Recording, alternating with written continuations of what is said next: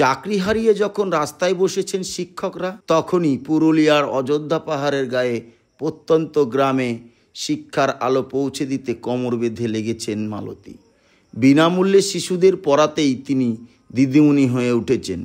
2 সন্তান, ঘরের কাজকর্ম সামলে গ্রামের বাচ্চাদের পড়াচ্ছেন মালতী। জিলিংসারেং গ্রামের বাসিন্দা মালতী কিন্তু কোনো সরকারি স্কুলের শিক্ষিকা নন। ইট বালি সিমেন্টের স্কুল রুমেও তিনি পড়ান না। টিনের ছাউনি দেওয়া মাটির ঘরেই চলছে মালতী দিদিমণির পাঠশালা। নিখরচায় গ্রামের শিশুদের সাঁওতালি ভাষায় পড়াচ্ছেন তিনি। অলচিকি হরফ ব্যবহার করে বাচ্চাদের পড়াচ্ছেন মালতী। এই মুহূর্তে মালতীর পড়ুয়ার সংখ্যা 45 জন।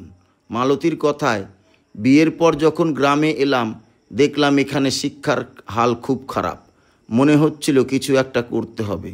তারপরেই স্বামীকে বললেন, স্বামীর সাহায্যে কয়েকজন বাচ্চাকে প্রথমে পড়ানো শুরু করি।